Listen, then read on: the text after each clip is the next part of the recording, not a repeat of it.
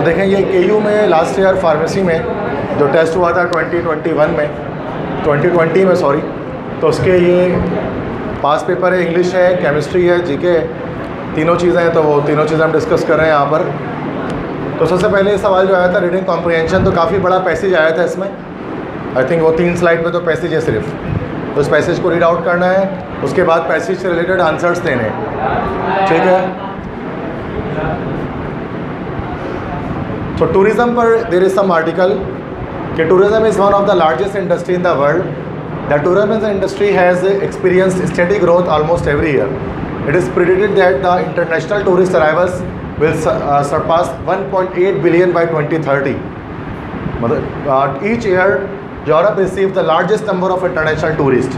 However, it is a pity that tourist numbers in Pakistan hover around an abysmal 2 million per annum on average.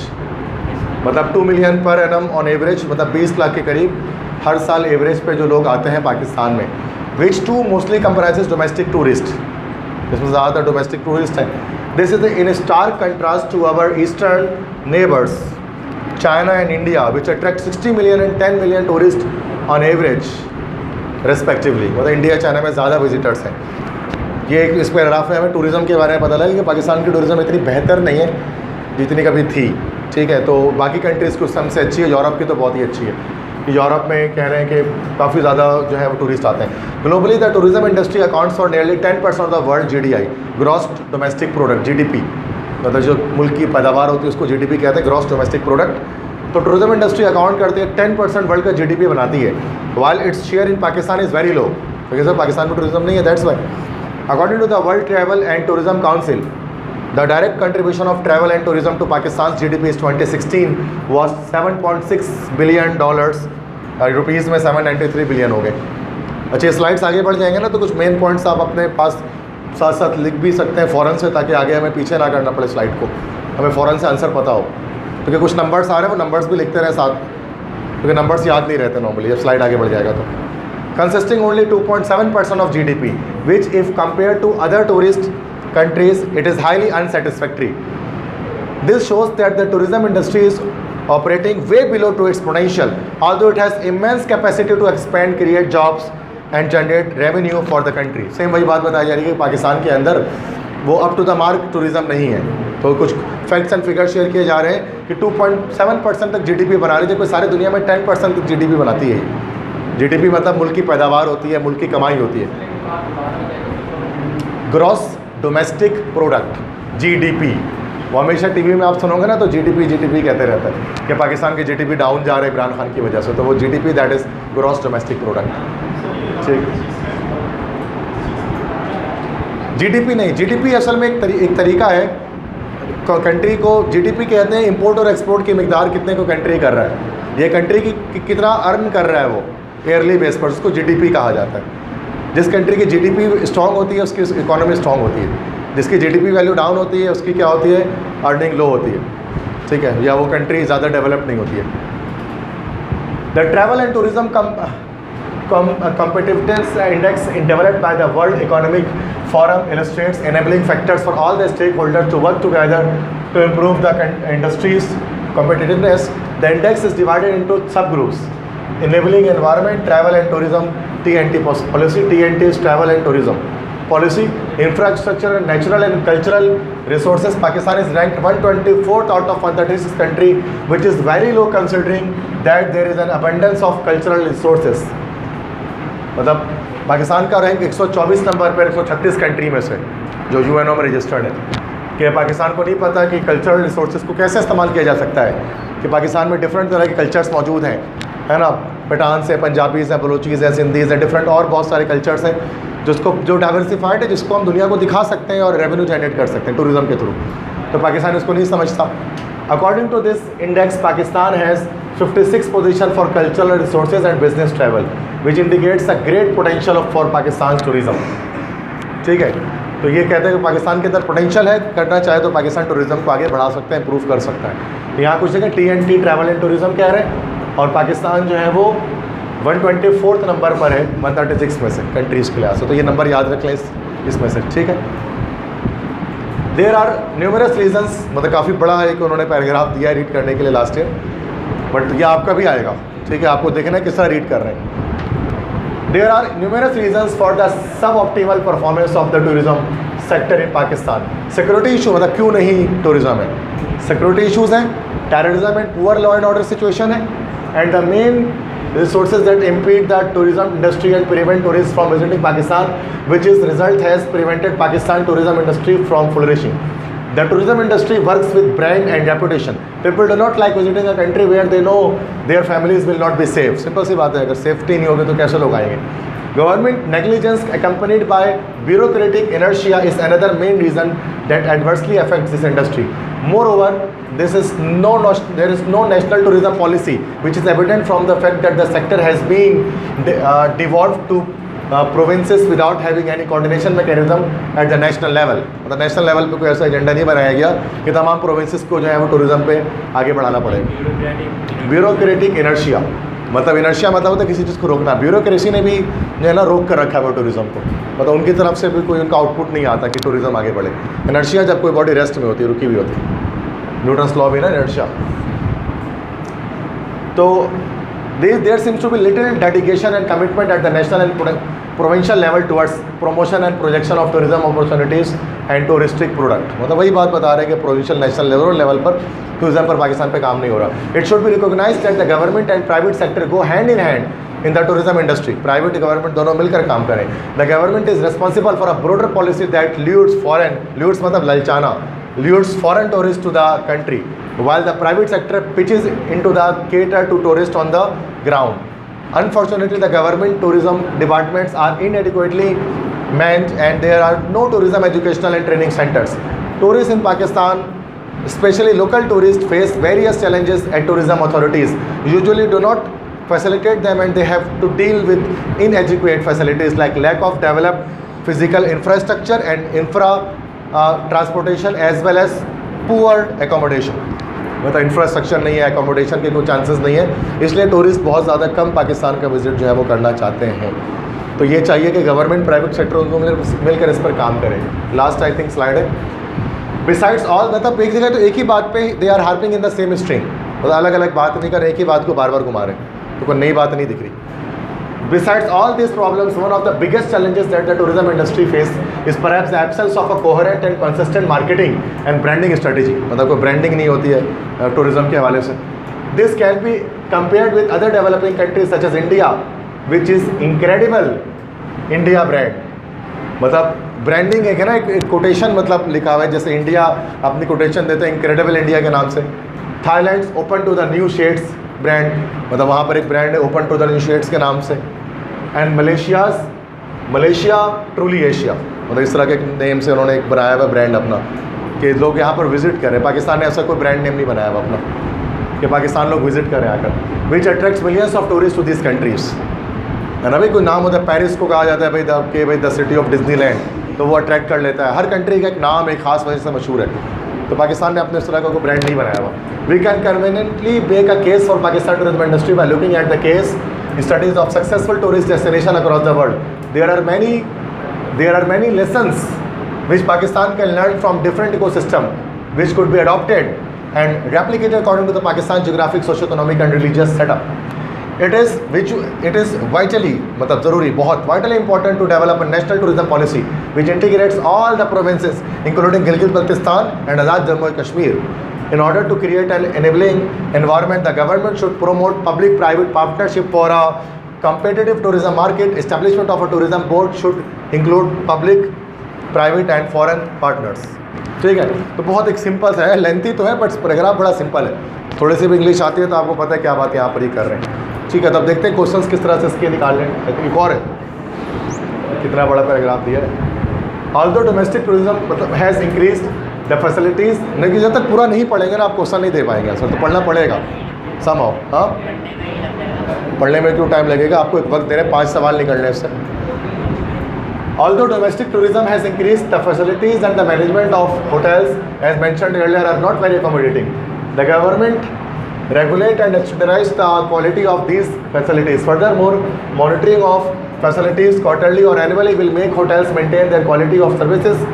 For foreign tourism, one of the most important aspects is to develop a branding strategy which creates a soft image of Pakistan. It is a country blessed with diverse landscape, ranging from lush green valleys, raging rivers and towering mountain ranges in northern areas, to vast deserts and a beautiful coastline in the south. Pakistan has a great opportunity to develop a 1046 kilometre long coast line. Pakistan की जो साहिल 1046 kilometre लंबी है. Coastline in the south by creating resorts and hotels. Nevertheless, in order to implement such a grand scheme, all organs of the state legislators, executives and the judiciary should be on a single page for not only the tourism industry, strengthen Pakistan's economy, it can also play a pivotal role in projecting a soft image of Pakistan. सिर्फ पैसे नहीं कमाएगा पाकिस्तान, बल्कि अगर tourism होगी, सयाहत होगी पाकिस्तान में, तो फिर पाकिस्तान की एक सॉफ्ट इमेज दुनिया के सामने आएगा कि पाकिस्तान कोई दहशतगर्दी वाला कंट्री नहीं है, बल्कि यहाँ पर अमन है, पीस है और लोग यहाँ पर रह सकते हैं, आराम से ज़िंदगी गुजार सकते हैं. क्लियर है? ठीक, आगे बढ़ते हैं. ठीक है. Now first China receives. अच्छा, ये निशान गलत लगाए, किसने भी लगाया मुझे नहीं पता, बट ये गलत निशान आते ज़्यादातर इसमें. China receives dash tourist every year. 1.8 billion first वाले में था. 1.8 बिलियन था. सारी दुनिया 60 था. Should we go back?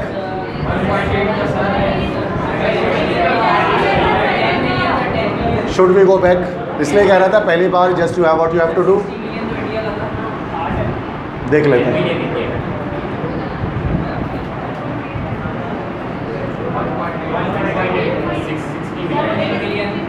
Which line? कितने हैं दिख गया? 60 मिलियन है. Attract, yes. China and India which attract 60 million 10. अच्छा, साइमल्टेनियसली चाइना 60 मिलियन और इंडिया 10 मिलियन. इसका मतलब ये है. ओके, तो 60 million is the correct answer. इसलिए बोला था ठीक से एक बार सुन लो, बार पे पीछे नहीं जाऊँगा मैं इस तरह. ओके, तो फर्स्ट आंसर हमारे पास यहाँ पर हो गया 60 million. 60 million. See the travel and tourism competitiveness index is divided into dash सब ग्रुप्स. ये आंसर छोड़ दें. ट्रैवल और टूरिज्म TNT जिसको कम्पिटिटिवनेस, इसको कितने पार्ट्स में डिवाइड कर रहे थे? फिर मर्जी चला रहे हो अपनी. तो एक बार ठीक से रीड कर लेगा तो क्या हो जाता.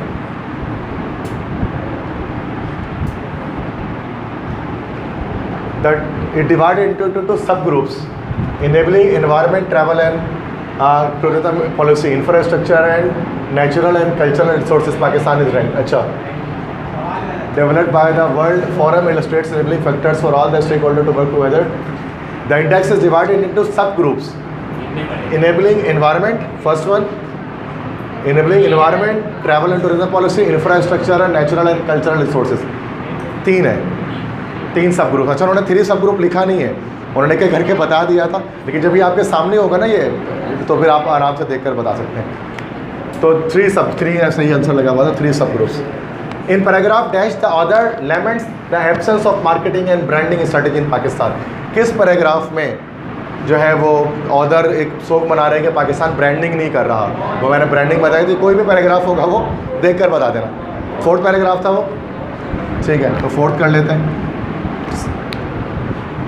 तो एक जगह वो था जिसमें इंडिया को मलेशिया, ट्रूली एशिया, वो सब जो लिखा हुआ था ना, पाकिस्तान कह रहा था कि ऐसी ब्रांडिंग पाकिस्तान नहीं कर रहा. तो उस पैराग्राफ नंबर को लिख देना वहाँ से.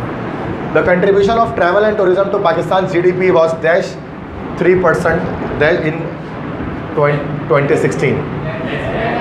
Less than 3%. कितना था एक्चुअल? 2 पॉइंट समथिंग था वो. ठीक है, चले, लेस देन 3 हो गया. In paragraph dash the major focus is on discussing the resources behind the unsatisfactory performance of the tourism industry in Pakistan. Discussing the reasons. कौन से पैराग्राफ में जो है वो मेजर फोकस किया गया है जिसमें हमने अनसेटिस्फैक्ट्री परफॉर्मेंस के बारे में बताया है. तो you can read it out ना, आप उसको देख लेना, उसको फिर बता देना. मतलब मैं उसको कोई एक पैराग्राफ होगा जो हमने पढ़ा, पीछे नहीं जा रहा मैं. ठीक, बस रीड करके बता देना कि वो कौन सा पैराग्राफ है. लेकिन लंबा सा एक पैराग्राफ था, that's fine. Yes, the article is mainly written with the aim to highlight dash. ये आर्टिकल को मेनली किस लिए लिखा गया, किस चीज़ को हाईलाइट करने के लिए? connection between tourism and domestic economy, adverse effect of the expansion of tourism industry, unsatisfactory growth of international tourism, ways to promote domestic international tourism. यह सिंपल है, डी हो जाएगा सिंपल। तो वेज वो तरीके जिसके ज़रिए हम क्या कर सकते हैं, पाकिस्तान में डोमेस्टिक इंटरनेशनल टूरिज्म को फ़रोग दे सकते हैं। The author believes that the tourism industry can not only dash Pakistan's economy but also projects a positive image of the country in the world. So what will be the answer? The author believe करते हैं कि tourism industry सिर्फ dash Pakistan's economy but also project a तो boost, इसी को ये post तो हो नहीं सकता, इसके मतलब शेखी भगाना, एनलाइटन भी नहीं हो सकता, कुछ चीज़ बताना, या तो बी या तो सी, बूस्ट पाकिस्तान इकोनॉमी, एलिविएट नहीं, एलिविएट की स्पेलिंग वो ई से होती है एलिविएट, ये सी होगा बूस्ट, ठीक है, वो एलिवेट होता है, ELEVAT एलिवेट, तो वो ऊपर चढ़ाना, तो यहाँ boost C is a correct answer. Elevate मतलब बुलंद करना, ऊपर करना, बुलंद करना, ऊपर करना, एलिवेट। बूस्ट मतलब तो बूस्ट करना किसी चीज़ को, फ़रोग देना, आगे बढ़ाना। The word inertia use in paragraph 4, वो ब्यूरोक्रेटिक इनर्शिया, इनर्शिया क्या मतलब होते हैं, C measures to stop something, inertia, inertial force होते हैं ना फिजिक्स में, स्टॉप करने वाले फोर्स जो रोक के रखते किसी बॉडी को। The bold italicised pronoun they use in paragraph 5 refers to dash. अच्छा, पैराग्राफ नंबर 5 में दे लिखा गया इटैलिक फॉर्मेट में, तो वो किसको बता रहा है, domestic tourist, foreign tourist, training centre, government tourism. अब पैराग्राफ 5 कौन सा था, आखिरी पैराग्राफ था, सेकंड लास्ट था, देखते हैं उसको, जाते हैं। ये इसमें तो दे कहीं नहीं लिखा हुआ है इटैलाइज्ड में, नहीं, इसमें क्या लिखा हुआ है, इटैलिक फॉर्मेट में दे, इटैलिक मतलब कह रहे हैं कि लिखा हुआ है दे, और पीछे ये रहा दे, yes. Face various challenge tourism authorities usually do not facility and they have to deal with administrative. जो फॉरेन टूरिस्ट होते हैं ना, उनको डील करना पड़ता है। बड़ा आसान सवाल था, बट पीछे जाके देख रहा था, तो उनको डील करना पड़ता है, मतलब उनको पूरी परेशानी का सामना करना पड़ता है कि इनको भाई फॉरेन टूरिस्ट जो आते हैं, बी ऑप्शन, ठीक है। Which recommendation is not given in the article, इसमें से कौन सा रिकमेंडेशन आर्टिकल में दिया नहीं गया, मतलब रिकमेंड नहीं कर रहे हैं कि ऐसा करना चाहिए। Public private partnership to promote ये होगा, वर्किंग ऑन द ब्रांडिंग ये भी होगा, development of national purity, imposing fine on tourist, ये तो होना ही नहीं चाहिए, ये तो नहीं भी पढ़ेंगे पैराग्राफ तो पता है कि फ़ाइन नहीं लगा सकते टूरिस्ट पर, तो और ज़्यादा कम हो जाएगी फिर तो। ये सही समझ में आ गए। तो ये देखा जाए तो लॉन्ग था थोड़ा, बट एनईडी में क्या होता है, एनईडी में शॉर्ट पैसेज होते हैं, बट वो समझ से बाहर होते हैं, आउट ऑफ द कॉन्टेक्स्ट। लेकिन यहाँ ऐसा नहीं है, समझ में आ तो रहा था, कम से कम लिखा हुआ गया कि वर्डिंग्स आसान होते हैं, बड़े लॉन्ग है तो उससे फर्क नहीं पड़ता, वर्ड्स मुश्किल नहीं थे कोई भी। नेक्स्ट है वोकैबुलरी का पोर्शन है, देखें। The current pandemic has not only shattered global economy but also has also resulted it's educational loss dash the world. तो लास्ट ईयर का ही है ये, तभी वो पेंडेमिक का तस्करा आ रहा है। लॉस, अच्छा, the current pandemic has not only shattered global economy but has also resulted in educational loss dash the world within across of by loss across the world, मतलब सारी दुनिया में जो है वो लॉस हुआ across the world. Most of the universities in Pakistan neither dash students in critical thinking nor they allow open debate और controversial topics. Inculcate, engage, indulge, neither encourage students in critical thinking nor do they allow open debate on controversial topic. Inculcate, engage, शामिल करना, engage, yes, ए option correct है यहाँ पर। Encourage करना, क्यों encourage नहीं करती स्टूडेंट्स को, वोकैबुलरी का क्वेश्चन सही है। The government has issued a warning that registration of all those NGOs would be cancelled that fail to comply dash the rules. Comply के साथ क्या होता है, comply on, comply by, comply to, comply with, नहीं, comply के साथ with आता है, डी।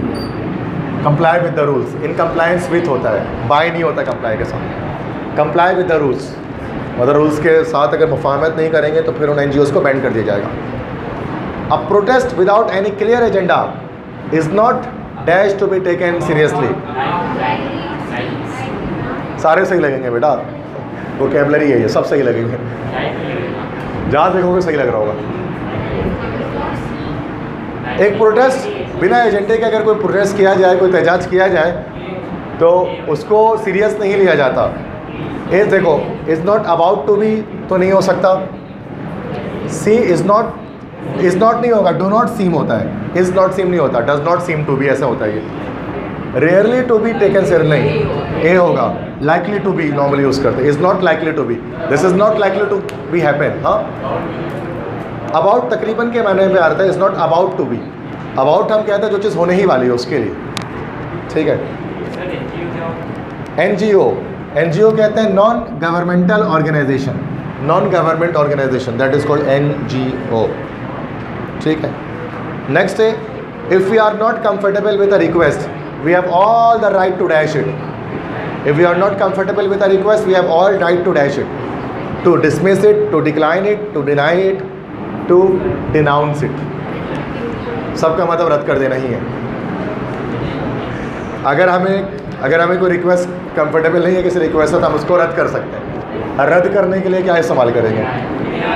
देखो थोड़ा थोड़ा सा फ़र्क है। डिसमिस किसी इंसान को किया जाता है, किसी रिक्वेस्ट का नहीं कर सकते। डिनाउंस भी किसी इंसान को किया जाता है, किसी शख्स को किया जाता है, रिक्वेस्ट को नहीं कर सकते। रिक्वेस्ट को ये दो काम कर सकते हैं, डिक्लाइन और डिनाई। अब दोनों में क्या फ़र्क है डिक्लाइन और डिनाई में? डिक्लाइन मतलब इनकार करना, डिनाई मतलब इनकार करना। अगर आप किसी चीज़ को डिक्लाइन कर देते हो तो उसका मतलब वो किसी और शख्स के लिए वो चीज़ वैलिड हो जाती है, और जब आप किसी चीज़ को डिनाई कर देते हो तो वो किसी के लिए भी वो वैलिड नहीं रहती, सबके लिए वो अपोजिट हो जाती है। तो कह रहे हैं अगर हम किसी एक रिक्वेस्ट से नहीं सहमत है तो हमारा राइट है कि हम उसको क्या कर दें, डिक्लाइन कर दें, ताकि कोई और उसको एक्सेप्ट कर ले। तो डिनाई नहीं होगा, डिनाई में टोटली रिजेक्ट हो जाएगी कुछ चीज़। तो ये थोड़ा मुश्किल था। तो डिक्लाइन और डिनाई में डिफरेंस है क्या? तो डिक्लाइन मतलब हम इसको रिजेक्ट कर रहे हैं, कोई और उसको एक्सेप्ट कर ले, मसला नहीं।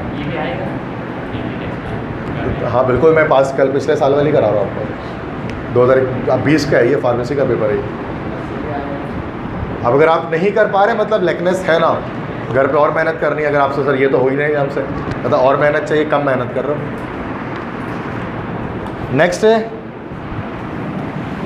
ठीक है, मैंने एक दो नहीं 10 पास पेपर सॉल्व करवा दिए आपको यहाँ पर। Dash is strengthens heart and not and lungs. Aerobic exercise is believed to be an important factor in preventing heart disease.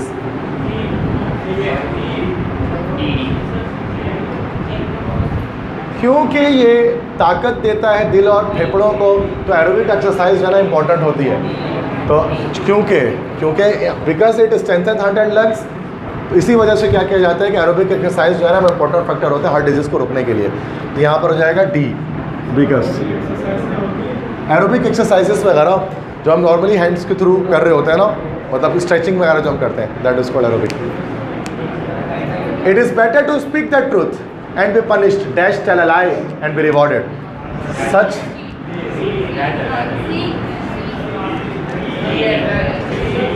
या सी है। क्यों सी है? वजह क्या है? चूँकि बेटर आ गया ना, कंपैरेटिव डिग्री आ गई, तो बेटर के साथ हमेशा क्या आ जाएगा, देन आ जाएगा। तो it is better to speak the truth and punish than tell a lie.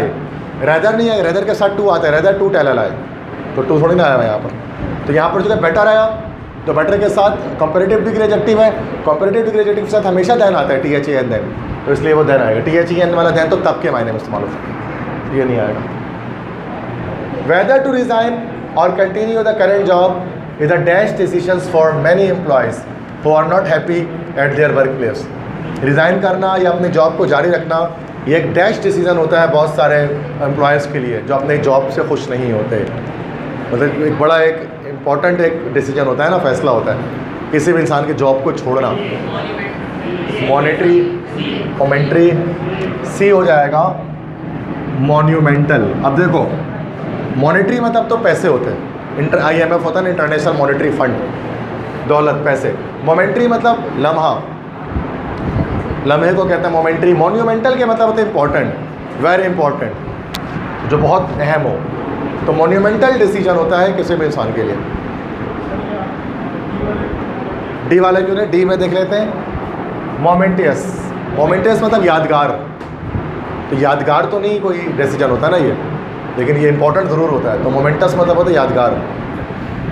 I wish I had not missed so many classes, employees dash. अगर ये जुमला लिखा जाए कि मेरी काश मैं बहुत सारे क्लासेस को नहीं छोड़ता। तो ये क्या है असल में? ये असल में एक अफसोस किया जा रहा है। तो ये जुमला क्या है एम्प्लॉइज? ये जुमला क्या बता रहा है? रिग्रेट बता रहा है, अफसोस बता रहा है। डिज़ायर ख्वाहिश नहीं बता रहा, इंटेंशन उम्मीद नहीं बता रहा, आपकी नीयत कंडीशन को शर्त नहीं बता रहा, बल्कि अफसोस बता रहा है काश मैं क्लासें नहीं छोड़ता। ठीक है। If I dash in power I would punish all the criminals. Yes, this is the first condition. No, second conditional. Past simple के साथ वुड और वर्ब के फर्स्ट फॉर्म। अब पास्ट सिंपल में आपको पता है वॉज या वर आएगा, तो इफ़ आई वर, वॉज क्यों नहीं आएगा? आई के साथ तो वॉज आता है, तो वर क्यों? तो ये होना चाहिए if I was in power होगा ना पास्ट सिंपल में, चूँकि सेकंड कंडीशनल है। सेकंड कंडीशनल में क्या होता है? पास्ट सिंपल के साथ would first form, past simple लगा देंगे, वुड फर्स्ट फॉर्म लगी हुई है। सेकंड कंडीशनल जो पता नहीं 10 बार बता चुका आपको मैं।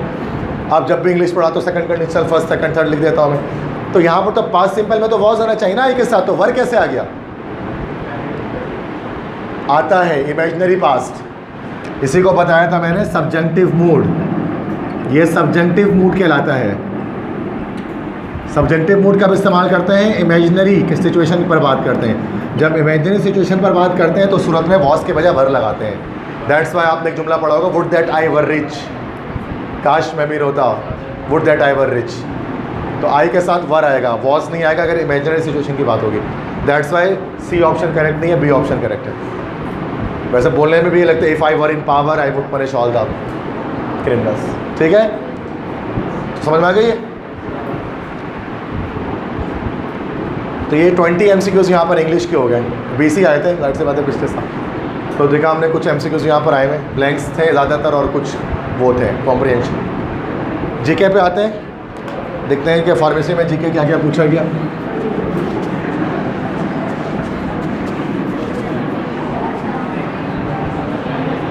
देखिए यहाँ पर मेंशन है ना, बैचलर टेस्ट 2021 2021 का ही है ये। Which of the following nation has donated 100 ventilators to support Pakistan in its fight against COVID? किसने दिया था? चाइना ने दिया था। तो नॉन ऑफ दिस ना, UK, USA, UAE किसी ने नहीं दिया था। तो डी ऑप्शन करेक्ट है, नॉन ऑफ दिस। ठीक है।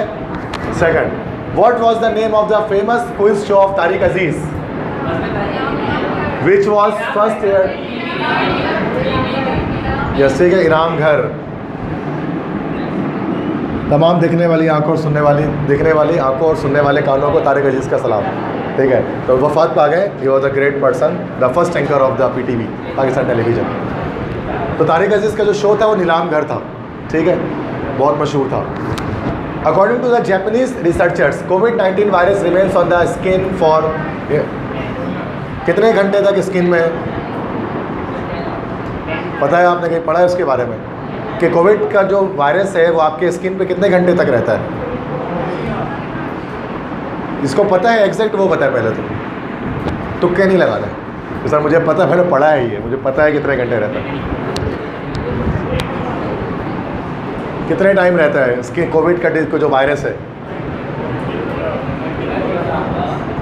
ये ऑप्शन सही लगा हुआ है, 16 आवर्स, 16 घंटे तक रहता है। तो this is the correct answer. The term computer is drive from which language? Latin language से, लातिनी ज़बान से। अच्छा, computer means to compute, the one which calculates. Compute का मतलब होता है calculate, the machine which calculates. 1 gigabyte is equal to dash. गलत लगा हुआ है यहाँ पर भी, दिस इज दी। इसको याद रख लें भाई, देख लें इसको। देखो बेटा, समझो ज़रा, कंप्यूटर UPIT वालों के लिए भी, देखो फार्मेसी वालों को टेस्ट हो रहा है, बट जीके के अंदर जो है उसमें भी कंप्यूटर का सवाल डाल रहे। तो जीके के अंदर कुछ भी पूछा जा सकता है, नो नेवरदलेस के वो सवाल वो कंप्यूटर का ही हो। देखो बच्चे, एक बिट जो है ना वो क्या होता है? 0 और 1, ये एक बिट होता है। कंप्यूटर साइंस जो पढ़ते हैं उनको, CS के जो भी उनको पता होगा। और एक बिट होता है। 4 बिट्स जब मिल जाते हैं तो दिस इज़ कॉल्ड 1 निबल। और 8 बिट्स जब मिल जाते हैं तो वो बन जाता है 1 बाइट, 1 बाइट। और 1024 जब बाइट मिल जाते हैं तो क्या बन जाता है? 1 KB या किलो बाइट। और 1024 किलो बाइट जब मिल जाते हैं तो क्या बन जाता है? 1 MB या 1 मेगाबाइट। और 1024 मेगाबाइट जब मिल जाते हैं तो क्या बन जाता है? 1 GB। 1 गीगाबाइट। और 1024 गीगाबाइट जब मिल जाता है तो क्या बन जाते हैं 1 TB, 1 टेराबाइट। और 1024 टेराबाइट मिल जाता है तो क्या बन जाता है 1 PB। PB means petabyte. और 1024 पेटाबाइट मिल जाए तो क्या बन जाता है 1 EB।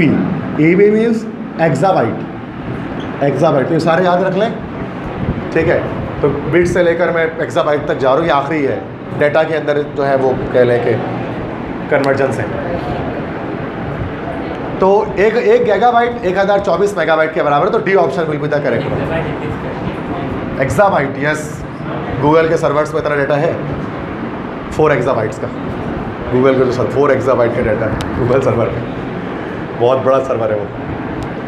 गूगल सर्वर आप कभी देखोगे ना इंटरनेट पे तो वो पूरी एक बिल्डिंग है, उसके अंदर पूरी लाइन से ना डेटा उन्होंने स्टोर किया। लाइन से एक पूरी बिल्डिंग है, कंप्यूटर भरे हैं उसके अंदर, इतना स्टोरेज उसके अंदर है।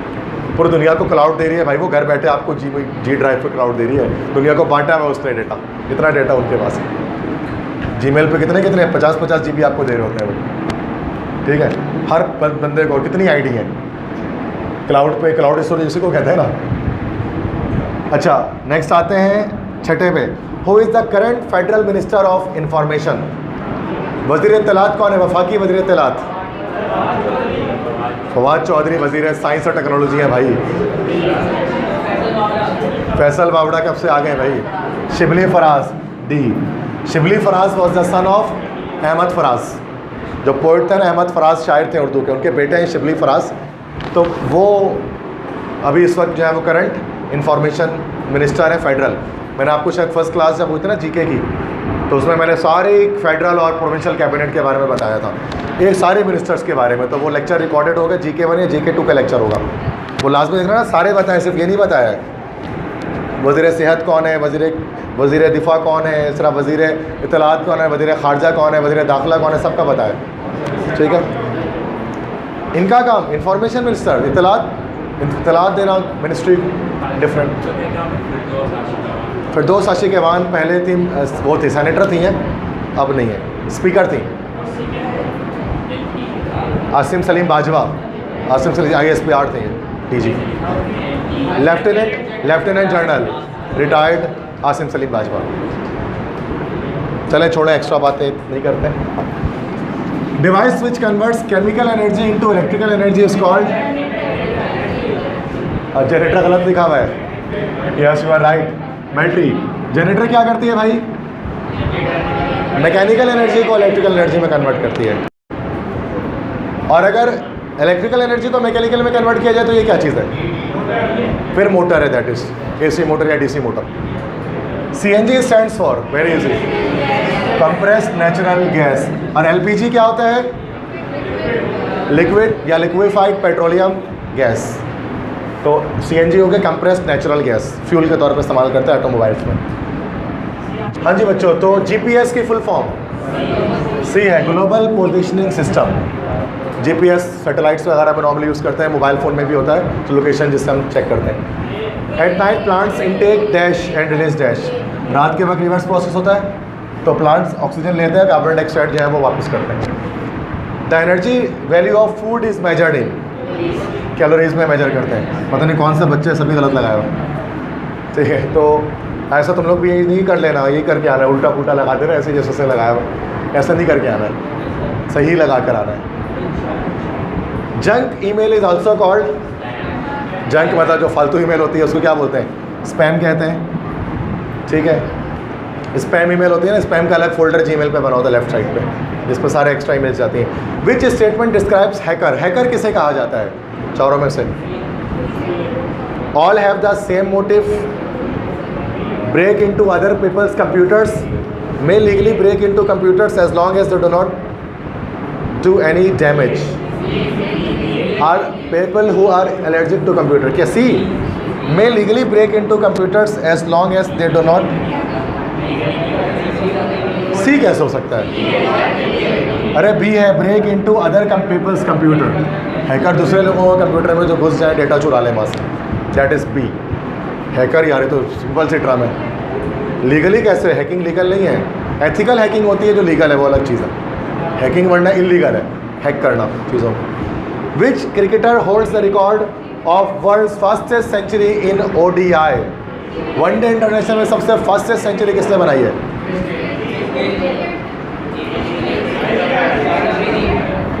शाहिद अफरीदी ने एक ज़माने में बनाया था 37 बॉल पे। सबसे पहले उसको कोरे एंडरसन ने तोड़ा था। उसके Corey Anderson was a New Zealand शायद प्लेयर थे जिन्होंने, कोरे एंडरसन ने सबसे पहले जो है वो शाहिद अफरीदी का 37 बॉल्स वाला रिकॉर्ड तोड़ा था। उसके बाद और बहुत सारे लोगों ने बनाया। C.A.B. डिविलियर जिन्होंने सबसे ज़्यादा आई थिंक 21 बॉल्स थे, 21 बॉलों पर शायद उन्होंने जो है वो सेंचुरी बनाई थी। तो सबसे कम बॉल पर सेंचुरी बनाने वाले A.B. डिविलियर थे। वो was a great player, mister 360 degree भी इनको कहा जाता था, मिस्टर 360। और गुज़िश्ता दिनों ये तमाम फॉर्मेट ऑफ क्रिकेट से रिटायर हो गए और एक बड़ा ग्रेट नाम था इनका साउथ अफ्रीकन टीम के अंदर। लेकिन ODI मतलब इंटरनेशनल क्रिकेट से रिटायरमेंट ले लिया उन्होंने। GPS से बेटा, GPS से जैसे ये मोबाइल फ़ोन है, लेट से अगर मोबाइल फ़ोन कोई मौजूद है, आप कभी आ जाओ, आप उसकी लोकेशन ऑन करते हैं और उसका गूगल मैप पे आते हो तो क्या आपकी करंट लोकेशन शो कर देता है वो? फिर आप जहाँ जहाँ जा रहे होते हैं मैप पे वो लोकेशन वहाँ चल रही होती है। ये कैसे हो पाता है ऐसा? GPS की वजह से, क्योंकि जब आप लोकेशन ऑन करते हैं आपको मोबाइल सैटेलाइट से जाकर जुड़ जाता है और जहाँ जहाँ आप जा रहे होते हैं वो साथ साथ वहाँ पे वो चलते रहता है। लोकेशन ढूंढना है GPS, बिल्कुल। आजकल इतना आसान होता है, कहीं पे भी जाना है तो बोलते हैं ना व्हाट्सएप पे लोकेशन सेंड कर दो यार, वो लोकेशन देखते हुए चले जाते हैं, तो वही GPS है। क्लियर है? आगे बढ़े, सारे समझ में आ गए? How many teams have participated in Pakistan super league 2020? 6 टीमें थी PSL में, एक टीम शायद ख़त्म हो गई थी ना। अच्छा, एक टीम बढ़ी थी, मुल्तान सुल्तान्स, और अब 2 टीमें और आने वाली हैं, टोटल 8 हो जाएंगी। ठीक है। In which state of USA is the Harvard University? दुनिया की सबसे टॉप मोस्ट यूनिवर्सिटी हार्वर्ड है। कहाँ है? California, Massachusetts, New York, Florida? कहाँ है? तुक्का नहीं मारो, B, मैसाचुसेट्स। अच्छा, इसीलिए हार्वर्ड का एक और नाम है MIT। हार्वर्ड को MIT भी लिखा जा सकता है, Massachusetts institute of technology, MIT Harvard पूरा लिखा होता है। तो ये इस स्टेट के अंदर है, ठीक है। कैलिफोर्निया में नहीं, गलत निशान लगा हुआ है। तो दुनिया की जो सबसे टॉप नंबर की यूनिवर्सिटी है that is Harvard in America. और सेकंड नंबर पे, अच्छा जो वर्ल्ड रैंकिंग की बात कर रहा हूँ, सेकंड नंबर पे है Oxford in London in England. और थर्ड नंबर है पे Cambridge is also in England.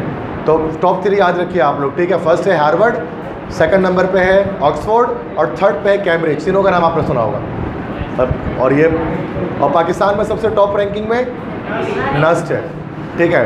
193 194 ranking उसकी होती है वर्ल्ड में। तमाम चीज़ों की है बेटा, सारी फील्ड्स हैं यूनिवर्सिटी में। हाँ, ऑक्सफोर्ड, हार्वर्ड, कैम्ब्रिज में दुनिया की सारी फील्ड आपको मिल जाएगी, क्योंकि पूरा एक शहर बसाया हुआ है यूनिवर्सिटी के नाम। नहीं, नस्ट में सारी नहीं, केमिकल है। कराची नस्ट में नहीं है, इस्लामाबाद नस्ट में केमिकल है। कराची नस्ट में बस इलेक्ट्रिकल, मैकेनिकल और ये है कंप्यूटर साइंस। अच्छा, what does the 5 pointed star represented in Pakistani flag? ये थोड़ा सा गलत लग रहा है मुझे शायद। 5 पॉइंटेड स्टार तो है, लेकिन वो 5 कोने वाला तारा बताता क्या है? 5 अरकान बताता है ना, the 5 pillars of Islam. But यहाँ पर ऑप्शंस में नहीं है, तो यहाँ पर ऑप्शंस में शायद यूनिटी होगा।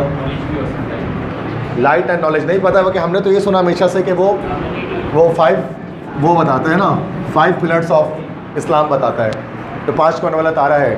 बट यहाँ पर यूनिटी इसके आंसर में आएगा शायद। ठीक। यौम तकबीर is celebrated every year on? यौम तकबीर जब पाकिस्तान ने एटमी धमाका किया था 28 मई को होता है Youm Takbeer. And it was due to the contributions of doctor Abdul Qadeer Khan, now is no more with us, may Allah bless him. 19th name the tallest building in Karachi? Karachi की सबसे लंबी बिल्डिंग, यस, बहरिया आइकॉन टावर। उससे पहले कौन थी भाई? MCP टावर थी, IH चंद्रिका रोड सदर में, IH चंद्रिका रोड पर थी है बहरिया आइकॉन टावर। अगरचे it is still incomplete, complete नहीं हो सका आइकॉन टावर का काम, उसके बावजूद अब तक वो सबसे लंबी बिल्डिंग ही है। अगर वो कंप्लीट हो गई तो और लंबी होगी फिर वो, ठीक है। बट वो बीच में काम उसका रुक गया, मलिक रियाज के साथ जो प्रॉब्लम्स थी उसकी वजह से गवर्नमेंट की, तो उसका काम रोक दिया गया है बहरिया आइकॉन का। और दुनिया की सबसे बड़ी बिल्डिंग कही जाए तो बुर्ज खलीफा, ठीक है, जिसको बुर्ज दुबई पहले कहा जाता था। Next, how many colours are there in the logo of Google? एक जी पे एक कलर आएगा, एक ओ पे कलर आएगा। यस, 4 कलर्स हैं। पता था आप लोगों को? 4 कलर है गूगल में। अच्छा, इसको याद कैसे रखना है? हर अल्फ़ाबेट का एक कलर है। अब अल्फ़ाबेट जी, ओ, एल और ई है ना, तो 4 अल्फ़ाबेट है तो 4 ही कलर्स हैं। मतलब ये नहीं गिनना है कि लेटर्स नहीं गिनना, अल्फ़ाबेट्स गिनना है। तो अल्फ़ाबेट जी, ओ, एल और ई है, इस वजह से 4 कलर्स हैं इसके अंदर लोगों में इसके। जी बेटे बोलो।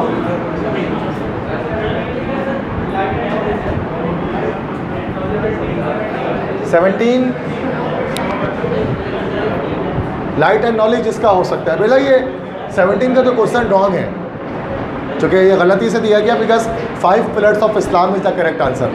अब वो जो भी लगा तो उससे फ़र्क नहीं पड़ता। तो मैं 17 में बता चुका ना, कुछ भी हो सकता है। ठीक है भाई, समझ में आ गया 20? तो ये केमिस्ट्री स्टार्ट करते हैं।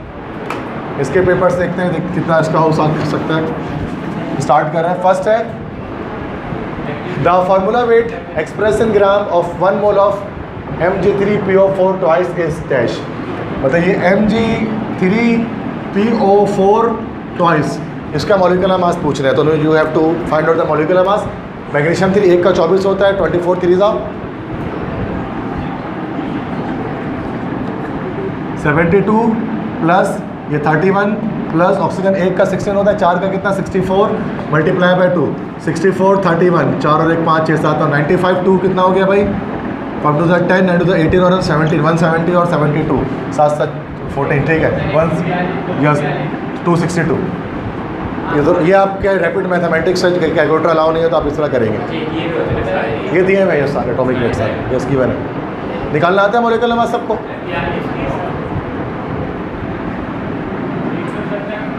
मैंने शायद बीच में कोई कैलकुलेशन कर दी होगी इसमें, तेजी में आप उसको कर लोगे, 262 आंसर आ जाएगा।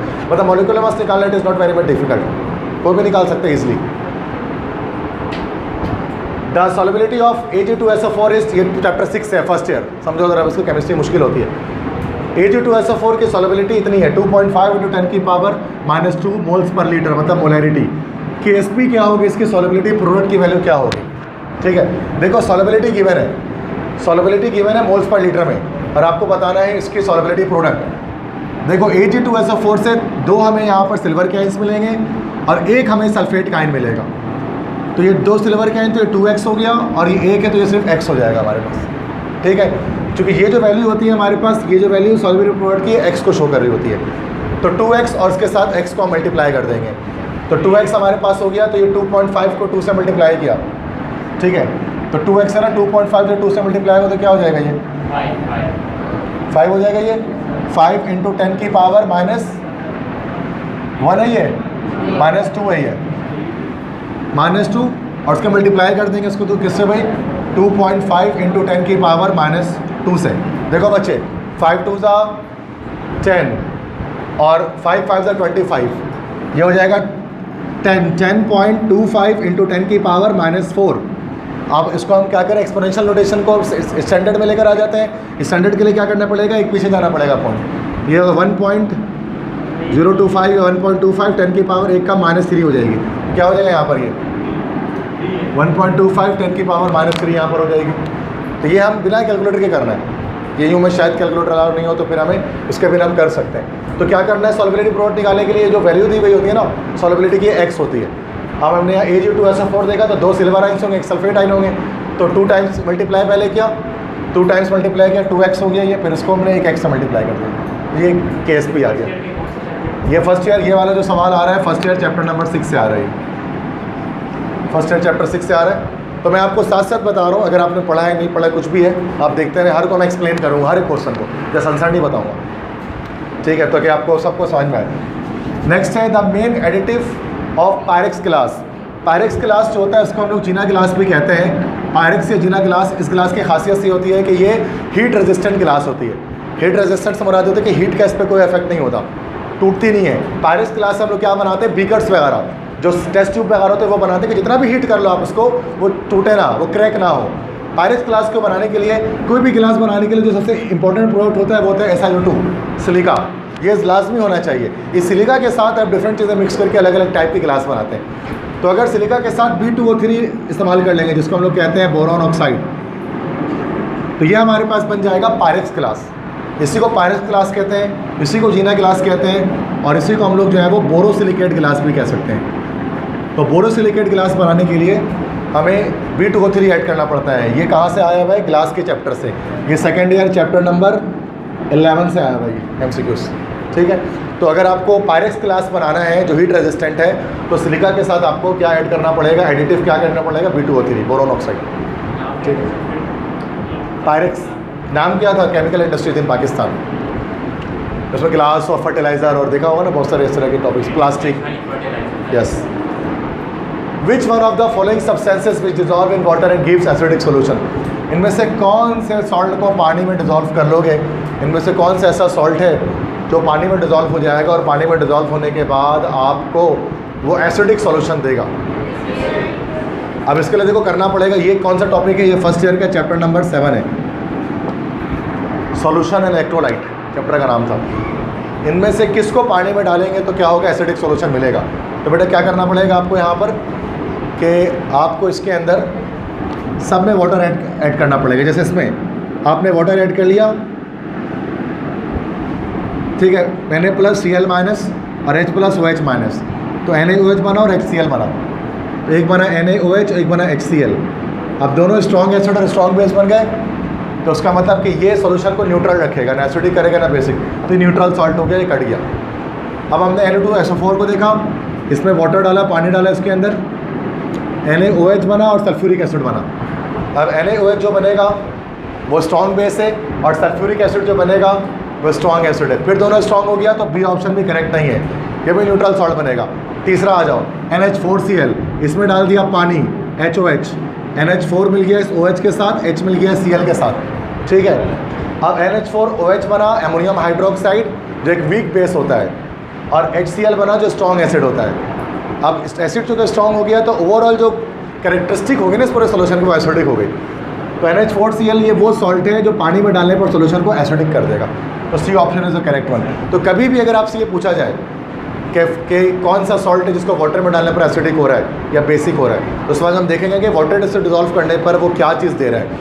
अगर वो आपको स्ट्रॉन्ग एसिड देगा तो उसको एसिडिक हो जाएगा, स्ट्रॉन्ग बेस देगा तो वो बेसिक हो जाएगा, और अगर दोनों स्ट्रॉन्ग दे रहा होगा तो न्यूट्रल हो जाएगा। बोलो। नहीं, प्लस वाला माइनस से मिलता है, माइनस वाला प्लस से मिलता है। दिस इज ये देखो बेटा, प्लस माइनस, ये आपके पहला वाला दूसरे वाले के साथ, दूसरा वाला पहले वाले के साथ मिलता है। ये नॉर्मल रिएक्शंस बेटा बोले।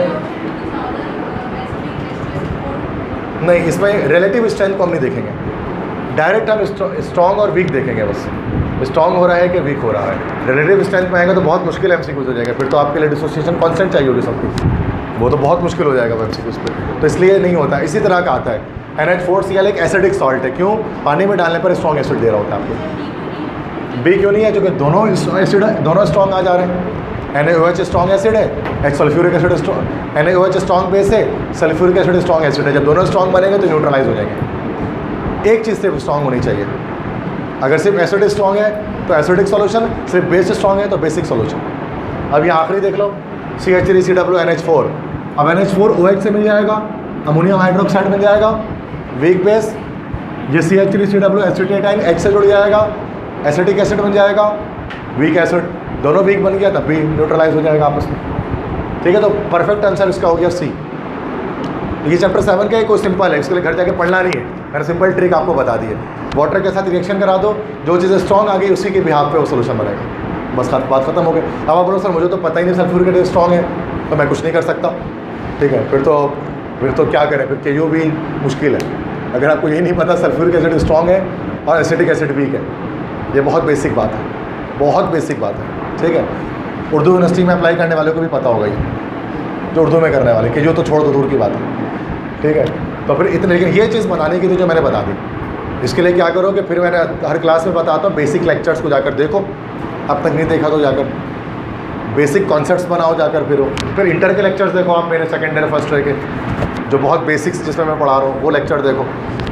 एप्टीट्यूड में तो ज़ाहिर सी बात है थोड़ा फास्ट ही जाता है मामला। Next, elimination of small molecule takes place. Elimination मतलब बाहर निकलना। छोटे छोटे मॉलिक्यूल किस रिएक्शन में बाहर निकलते हैं? Small molecule. एडिशन पोलीमराइजेशन में बताया चैप्टर 6 में मैंने, कोई एलिमिनेशन नहीं होती, ऐड हो जाता है इसमें, तो मोनोमर्स ऐड होकर पॉलीमर बना लेते हैं, जैसे इथीन मिलकर पॉलीथीन बना लेते हैं। कंडेंसेशन पोलीमराइजेशन, इसमें एलिमिनेशन होती है सिंपल मॉलिक्यूल की। पढ़ा था फॉर्मल्डिहाइड और बेकलाइट, जब फॉर्मल्डिहाइड और फिनॉल मिलाते हैं तो बेकलाइट बनता है वाटर के रिमूवल से। ये हमारे पास कंडेंसेशन पोलीमराइजेशन जो है वहाँ पर, उसमें एलिमिनेशन होती है सिंपल मॉलिक्यूल की, जैसे वाटर मॉलिक्यूल हो। वोल्केनाइजेशन भी एडिशन होती है। वोल्केनाइजेशन रबर की जाती है, रबर को स्ट्रेंथ देने के लिए उसकी वोल्केनाइजेशन की जाती है, ठीक है। और नन ऑफ दिस तो हो ही नहीं सकता, तो बी ऑप्शन करेक्ट है। कंडेंसेशन पोलीमराइजेशन ऐसी पोलीमराइजेशन होती है जिसमें मोनोमर्स ऐड होकर पॉलीमर बनाते हैं और सिंपल मॉलिक्यूल बाहर निकल जाते हैं। चैप्टर 6 का लेक्चर है ये, ठीक है। Secondary chapter 6 organic. Wrought iron, ये क्लास 9 का टॉपिक है ये। राउट आयरन किसे कहते हैं? Pure iron, steel, impure iron, stainless steel. भाई जो बच्चे ये कह रहे हैं प्योर आयरन, वो सही कह रहे हैं। देखो आयरन के बहुत सारे टाइप्स हैं। लोहा जो है वो हमारे पास बहुत तरह का होता है, ठीक है। आयरन हमारे पास बहुत तरह के होते हैं, 9 क्लास की बुक में लिखा हुआ है, केमिस्ट्री की बुक में। सबसे पहले जो आयरन बनता है ना ब्लास्ट फर्नेस से तो निकलता है, उसको बोलते हैं, सबसे पहला जो आयरन होता है वो होता है पिग आयरन, कच्चा लोहा। पिग आयरन को रिफाइन करते हैं तो बन जाता है वो कास्ट आयरन। फिर कास्ट आयरन को फर्दर रिफाइन करते हैं तो वो बन जाता है राउट आयरन। और यही राउट आयरन क्या होता है बच्चों? Purest state, purest form of iron है। पहले पिग, फिर कास्ट, फिर राउट आयरन। इस तरह से लोहा बनता है 3 स्टेप में। स्टील कैसे बनता है? स्टील पिग आयरन से ही बन जाता है। इसी पिग आयरन पे आप कार्बन मिला दो और उसके साथ निकल या वो क्रोमियम मिला दो तो ये क्या बन जाता है बच्चों? स्टील। स्टील के लिए यहीं से मैं ये चीज़ें मिला देता है। स्टील एक अलॉय है। यहाँ पर कह रहे हैं प्योर आयरन कौन सा? तो राइट आयरन है, जिसके अंदर कोई इम्प्योरिटी नहीं होती है, ठीक है। तो ये ए, इसका ए ऑप्शन करेक्ट है। Wrought iron is pure iron. Steel नहीं होता वो, ना ही वो इम्प्योर आयरन होता है, ना ही वो स्टेनलेस स्टील होता है, ठीक है। बात समझ आ गई? क्लियर है? कुछ पूछना है? आगे बढ़े। Next, number of isomers of pentane are. Pentane के कितने आइसोमर्स पॉसिबल होते हैं? बताया हुआ है चैप्टर 6 में। 3 आइसोमर पॉसिबल होते हैं। कौन से? N, iso, neo. मैंने सारी लिस्ट बताई थी कि आपको कि मीथेन का एक, इथेन का एक, प्रोपेन का एक, ब्यूटेन का 2, पेंटेन का 3। पेंटेन तक याद करना होता है कि जो में पेंटेन तक पूछते हैं। मीथेन, इथेन, प्रोपेन सबका एक एक, ब्यूटेन का 2, पेंटेन का 3। और सिखाया भी था कैसे बनाते हैं आइसोमर्स, ठीक है बच्चों। ये हो गया। नेक्स्ट देखें, the functional group of carboxylic acid, chapter 6। C होता है, COH होता है कार्बोक्सिलिक एसिड का functional group. Next, in electrolysis reduction takes place in. Electrolysis में रिडक्शन कहाँ होती है भाई? OARC, ऐसे याद करना है। OARC, OARC, ऑक्सीडेशन एनोड पर, रिडक्शन कैथोड पर। OARC ऐसे याद कर लेना है। ऑक्सीडेशन एनोड पर, रिडक्शन कैथोड पर। तो रिडक्शन कहाँ हो रही है? कैथोड पर। ये ऑप्शन करें, ऑक्सीडेशन एनोड पर होगी। OARC ऐसे याद कर लें। समझ में आ गए सारे MCQs ये वाले फर्स्ट पेज पे? 9 MCQs ही हो गए, ठीक है। आगे बढ़े। रैंडम तमाम चैप्टर्स के मिक्स होके आ रहे हैं, थोड़ा सा मसला आएगा बट कंसंट्रेट करो, ठीक है। क्योंकि जाहिर सी बात है इस लेवल पे आने के बाद ना इस तरह से ही पढ़ना चाहिए। टॉपिक पर टॉपिक जो मैं पढ़ाता हूँ तो वो तरह से टाइम ज़्यादा ले रहा होता है वो। जैसे अभी क्लोरिनेशन पढ़ा कितना टाइम चला गया उसमें। बेहतर तो ये था कि आप इस तरह से पास पेपर सॉल्व करते हुए चले जाएँ, लेकिन मैं दोनों करा रहा होता आपको। इस तरह से भी करते हैं और फिर टॉपिक पर टॉपिक भी पढ़ते हैं कि जिस तरह से आपको क्लिक कर। इससे क्या होता है, ज़्यादा कॉन्सेप्ट आपके कम वक्त में आ जाते हैं। और टॉपिक पे टॉपिक पढ़ने से क्या होता है, वक्त ज़्यादा लगता है, कॉन्सेप्ट कम आ रहे होते हैं माइंड में। आप किसी बच्चों को ऐसे पसंद हो, किसी बच्चों को वैसे पसंद होता है, दैट डिपेंड्स। लेकिन सिर्फ करेक्ट आंसर को नहीं देखना है, बल्कि आंसर क्यों है, क्या वजह है, वजह की तरफ जाना है, ठीक है। अच्छा देखते हैं नेक्स्ट, नंबर 50। Fe2O3 क्या है बच्चों? Fe2O3 का क्या नाम है? हेमेटाइट, मैग्नेटाइट, सिडराइट या आयरन पायराइट? लगा हुआ निशान इस वजह से, ये तो पता नहीं इसका केजो का टेस्ट रुका होगा जिसने ये निशान लगाया। आयरन पायराइट होता है FeS2। ये आयरन पायराइट नहीं है, ये हेमेटाइट है, haematite ore of iron Fe2O3, ठीक है। मैग्नेटाइट होता है Fe3O4, ठीक है। तो ये हमारे पास सिडराइट हमारे पास जो होता है वो होता है FeS, तो ये जो Fe2O3 और हेमेटाइट होता है, और ये चीफ और है आयरन का। दुनिया भर में आयरन इसी से बनाया जाता है, हेमेटाइट से, ब्लास्ट फर्नेस के थ्रू, जो भट्टी का जो प्रोसेस होता है। 51 द स्ट्रक्चरल फॉर्मूला ऑफ हेक्सानल। हेक्सानल मतलब 6 कार्बन वाला एल्डिहाइड। कौन सा है 6 कार्बन वाला एल्डिहाइड? इसमें 1 2 3 4 5 6 ये मिल गया। यहाँ देखते हैं 1 2 3 4 5 6, लेकिन 6 कार्बन वाला कार्बोक्सिलिक एसिड है, नहीं मिला। 1 2 3 4 5 है, तो ऐसे हेक्सानल तो हो ही नहीं सकते, ये पेंटानल है ये। 1 2 3 4 5 6 1 2 3 4 5 6 7 हेप्टानल है, नहीं सही है, ये करेक्ट। ये मैंने आपको बताया था फंक्शनल ग्रुप की लिस्ट में हेक्सानल क्या होता है। मिथानल, इथानल, प्रोपानल, ब्यूटानल, पेंटानल, हेक्सानल, हेप्टानल, ऑक्टानल सारे बताए, ठीक है। 52 What pH below is closest to that of a solution having this molar HCl? Calculator allow नहीं है, बिना कैलकुलेटर के मोलरिटी निकालनी है। इस तरह के सिंपल दे देते हैं, देखो कैसे बताएंगे, कोई मसला नहीं है। इतना मोलर HCl सोल्यूशन है, मोलरिटी देखनी है। पॉइंट के बाद कितने डिजिट गिन लो, 1 2 3 4 5। तो जब तुम इसका माइनस लॉग जब तुम लोगे ना कैलकुलेटर से 0.00001 का, तो ऑटोमेटिकली आंसर आपके सामने 5 आ जाएगा।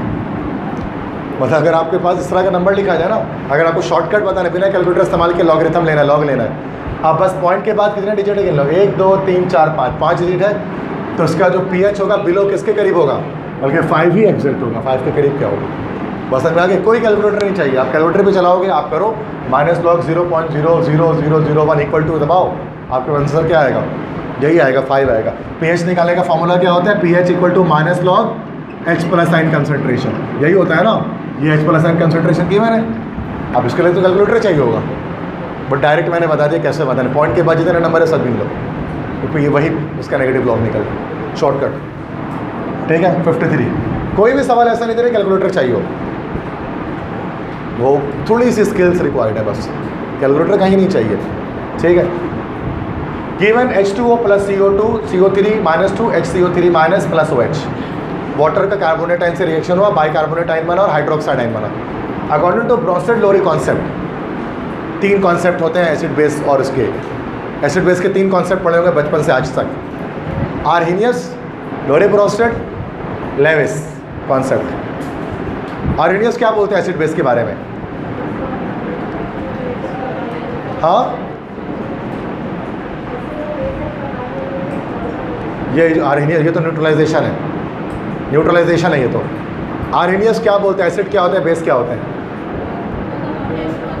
यस H प्लस देने वाले एसिड है, और OH नेगेटिव देने वाले बेसिस है एक्वा सॉल्यूशन में। लोरी ब्रोस्टेड क्या बोलते हैं एसिड बेस के बारे में, लोरी ब्रोस्टेड, यस कौन बता रहा है, yes you are right, well done. Proton देने वाले एसिड्स और प्रोटॉन एक्सेप्टर्स जो है वो बेस। लेविस क्या बोलता है, इलेक्ट्रॉनिक कॉन्सेप्ट देता है, इलेक्ट्रॉन पेयर डोनर बेस है, इलेक्ट्रॉन पेयर एक्सेप्टर एसिड है। तो 3 कॉन्सेप्ट है हमारे पास एसिड बेस का, ठीक है। तो एसिड बेस का जो हमारे पास कॉन्सेप्ट है वो 3 है। एक आर्हेनियस, स्वीडिश केमिस्ट था सवांते आर्हेनियस, इसने दिया था, सवांते आर्हेनियस ने। उसने क्या कहा था, अभी एसिड क्या होते हैं, एसिड होते हैं H प्लस डोनर, और बेस क्या होते हैं OH माइनस डोनर। दूसरा कॉन्सेप्ट है ब्रोस्टेड लोरी कॉन्सेप्ट, जिसको हम कहते हैं लोरी ब्रोस्टेड कॉन्सेप्ट भी कहते हैं, ब्रोस्टेड लोरी कॉन्सेप्ट। ये क्या कहता है, एसिड क्या होते हैं, एसिड होते हैं प्रोटॉन डोनर, और बेस क्या होते हैं प्रोटॉन एक्सेप्टर। ये प्रोटॉनिक कॉन्सेप्ट होता है लोरी ब्रोस्टेड का, क्लास 9 में पढ़ा होगा आपने। तीसरा कॉन्सेप्ट हम यहाँ पर देख रहे हैं, थर्ड कॉन्सेप्ट किसका कॉन्सेप्ट है, लेविस का, G.N. लेविस का कॉन्सेप्ट है ये। लेविस क्या कहते हैं, एसिड क्या होते हैं इलेक्ट्रॉन पेयर एक्सेप्टर, और बेस क्या होते हैं इलेक्ट्रॉन पेयर डोनर। ये याद होना चाहिए हर वक्त, ये 3 कॉन्सेप्ट है, 1 2 3। एक इक्वेशन दे दी गई है, और कहा जा रहा है लोरी ब्रोस्टेड कॉन्सेप्ट के लिहाज से ये एक एसिड बेस रिएक्शन है। बताएं कि एसिड किस, इस इक्वेशन में एसिड क्या, एसिड का पेयर कौन कौन सा है। 4 चीज़ों पर दिख रही है, 1 2 3 4, इनमें से एसिड कौन कौन है ब्रोस्टेड लोरी के लिहाज से। तो जो H प्लस देगा वो एसिड है, जो H+ ले लेगा वो बेस है। क्या वाटर ने H+ दे दिया इस कार्बोनेट को? इक्वेशन में अगर देखो तो क्या वाटर ने H+ दे दिया? तो ये H2O सबसे पहले तो ये एसिड हो गया और ये क्या हो गया? बेस। अब क्या यहाँ ये HCO3 H+ दे सकता है? अब ये दे सकता है ना, ये H आ गया उसके पास। तो ये हमारे पास हो गया एसिड और ये हमारे पास हो गया, तो इसको एक ख़ास नाम देते हैं बच्चों। ये जो बनता है ना H2O, शुरू में एसिड था, बाद में ये बेस बन गया, इसको हम लोग बोलते हैं कॉन्जुगेट बेस और ये कहलाते हैं कॉन्जुगेट एसिड। तो कॉन्जुगेट एसिड और बेस का कॉन्सेप्ट लोरे प्रोस्टेट में ही होता है। तो पहले ये एसिड था वाटर, बाद में ये OH नेगेटिव आयन बन गया, तो ये बन गया कॉन्जुगेट बेस, और ये बेस था, ये बन गया इसका कॉन्जुगेट एसिड। तो एसिड का पेयर कौन कौन सा है? वाटर का पेयर और बाइकार्बोनेट आयन उसका पेयर। तो कहाँ दिख रहा है? वाटर का पेयर और बाइकार्बोनेट आयन का पेयर, डी ऑप्शन करेक्ट है। क्यों? चूँकि यहाँ पर H+ देने वाला एक तो ये है और फिर इसने उसको H+ दे दिया ना इसको यहाँ पर, तो अभी H+ दे सकता है। ये कॉन्जुगेट एसिड कहलाता है इसलिए इसको, मतलब जिसको उसने H+ दे दिया वो दोबारा H+ दोबारा वापस भी कर सकता है। तो ये हमारे इस रिवर्सिबल रिएक्शन है, चुके दिख रहे हैं रिवर्सिबल एरो, मतलब इससे उसको दे दिया तो वापस दोबारा इसको दे सकता है। तो ये भी एसिड और ये भी एसिड है, सही है। दोबारा से रिपीट कर देता हूँ, रिएक्शन ही चेंज कर देता हूँ उसमें। एक काम करते हैं, रिएक्शन ही चेंज कर लेते हैं, ठीक है। एक नए रिएक्शन आपको दिखाता हूँ उसको। अमोनिया है प्लस इसका रिएक्शन कह लें, जैसे कि अमोनिया के रिएक्शन हम कर लेते हैं H2O के साथ, वाटर के साथ कर लेते हैं। अमोनिया और वाटर का रिएक्शन होता है, वाटर H+ अमोनिया को दे देता है, ये बन जाता है NH4+ और OH-। इसमें एसिड कौन है? अमोनिया के वाटर, H+ कौन दे रहा है? अमोनिया दे रहा है। अरे अमोनिया ले रहा है बाद में, ये रहा वाटर दे रहा है ना, तभी तो ये 3 से 4 हो गया, दिया ना इससे, लेता तो 2 हो जाता फिर। तो ये एसिड है और ये क्या हो गया? अमोनिया। सब दुनिया जानती है बेस है ये, ठीक है। जिसने केमिस्ट्री सिर्फ 9 में पढ़ी, उसके बाद ज़िंदगी भर केमिस्ट्री नहीं पढ़ी, उसको भी पता है कि अमोनिया एक बेस है, बेसिक इन नेचर होता है, बेसिक गैस है। क्यों? चूँकि उसने H+ दे दिया उसको। अब इसने जो H+ इसको दे दिया, तो अब ये जो NH4 है, अब ये H+ दे सकता है। तो ये हमारे पास क्या हो जाएगा? This will be called conjugate acid. तो यहाँ पर ये पेयर और ये पेयर एसिडिक पेयर है और ये दोनों पेयर बेसिक पेयर है। तो ऊपर ये चीज़ बता रहा था ना, यही चीज़ ऊपर हो रही है। तो जो H+ देगा ना वो एसिड होगा, वो एसिड रिएक्टेंट में भी हो सकता है, बेस में भी हो सकता है। जिसको H+ चला जाता है ना, जाने के बाद वो भी एसिड बन जाता है। तो शुरू में यहाँ पर तो ये बेस है, बट इधर पर जाकर ये कॉन्जुगेट एसिड है, ठीक है। तो ये हो गया हमारे पास, दिस इज हाँ हाँ बिल्कुल दे सकता है, यस बिल्कुल ऐसे ही। रिकॉर्ड कर रहा है उसको देख लेना, ठीक है, recording.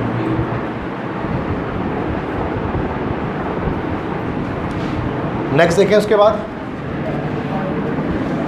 The value of H+ OH- in a pure water at 25 degree centigrade is which of the following. कह रहे हैं कि H+ और OH- आयन की कंसंट्रेशन प्योर वाटर में 25 डिग्री सेंटीग्रेड पर क्या होती है। याद रखिएगा कि H+ और OH- दोनों के मिलाकर जब कंसंट्रेशन हम निकालें वाटर की, तो दोनों की इसकी 1 × 10 की पावर -7 होती है और इसकी भी यहाँ पर 1 × 10 की पावर -7 होती है। H+ कंसंट्रेशन भी 10 × 10 की पावर -7 होती है और OH नेगेटिव कंसंट्रेशन भी 1 × 10 की पावर -7 होती है प्योर वाटर के लिए। और जब इन दोनों को मिला दे तो -7 पावर कितना बन जाएगा? -14। तो H+ और OH- की कंसंट्रेशन का जो प्रोडक्ट होता है ना, इसी को हम लोग जो है वाटर डिसोसिएशन कहते हैं। तो इसका प्रोडक्ट 1 × 10 की पावर -14 इसका आंसर आता है, ठीक है। क्योंकि ये हमारे पास जो है वो ये H+ की कंसंट्रेशन वाटर के लिए, इसी का अगर आप pH पे निकालोगे तो 7 आ जाएगा, ये तो प्योर वाटर का होता है। और POH भी 7 होता है प्योर वाटर का, तो ये 7 मिलकर 14 हो जाएंगे पावर में। ये फर्स्ट ईयर आपका है, chapter number 7 solution electrolyte. 55 oxidising agent in redox reaction. भाई देखो छोड़ दो अभी इस MCQ उसको समझाता हूँ, एक चीज़ फिर बताता हूँ, ठीक है। देखें, एक होता है ऑक्सीडेशन, एक होता है रिडक्शन, ठीक है। ऑयल रिग, ये याद रखें, oxidation is loss of electron, reduction is gain of electron. Why it? Oxidation is loss, reduction is gain. जब ऑक्सीडेशन हो रही है मतलब इलेक्ट्रॉन लॉस हो रहा है, रिडक्शन मतलब गेन हो जा रहा है. एक सिंपल सा रिएक्शन देखें, Na+Cl, ये बन गया NaCl. 0 चार्ज था, बाद में चार्ज +1 हो गया या -1 हो गया. तो सोडियम ने इलेक्ट्रॉन, आपको पता है क्या कर दिया होता है यहाँ पर, सोडियम ने अपना इलेक्ट्रॉन लॉस कर दिया होता है ना, डोनेट कर दिया होता है क्लोरीन को. तो सोडियम की यहाँ पर हो गई, क्या चीज़ हो गई यहाँ पर सोडियम की? ऑक्सीडेशन, चूँकि लॉस ऑफ इलेक्ट्रॉन हो गया. और क्लोरीन की क्या हो गई यहाँ पर? क्योंकि क्लोरीन ने इलेक्ट्रॉन गेन कर लिया होता है ना सोडियम से, आयनिक बॉन्ड तभी तो बनता है. एक ऑक्सीडेशन, एक रिडक्शन. इलेक्ट्रॉन जो छोड़ देगा, जो लॉस कर देगा, उसकी हो रही ऑक्सीडेशन, और जो गेन कर लेगा उसकी हो जाए रिडक्शन. ठीक है, मैंने उल्टा लिख दिया, उल्टा लिख दिया ना. रिडक्शन, ऑक्सीडेशन इज लॉस, ये ऑक्सीडेशन है और ये रिडक्शन है. Now this is correct. मैंने रिवर्स लिख दिया था. सोडियम यहाँ क्या कर रहा है? ऑक्सीजन को लॉस कर रहा है, और क्लोरीन यहाँ क्या कर रहा है? इलेक्ट्रॉन को गेन कर रहा है. अब सही है. अब सोडियम ने इलेक्ट्रॉन लॉस किया, क्लोरीन ने इलेक्ट्रॉन गेन किया. जिसकी ऑक्सीडेशन होती है ना, वही हमारे पास क्या कहलाता है? Reducing agent. और जिसकी रिडक्शन होती है वही हमारे पास क्या कहलाता है? Oxidising agent. क्योंकि आपको पता है कि जो खुद ऑक्सीडाइज होता है वो सामने वाले को रिड्यूस करता है, और जो खुद रिड्यूस होता है वो सामने वाले को ऑक्सीडाइज करता है. अब सवाल पड़ता है, oxidising agent is in redox reaction क्या करता है?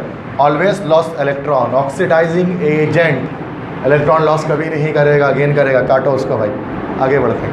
ऑलवेज कंटेन ऑक्सीजन, कोई इसमें ऐसी बात नहीं, यहाँ तो ऑक्सीजन है ही नहीं, तब भी हो रहा है.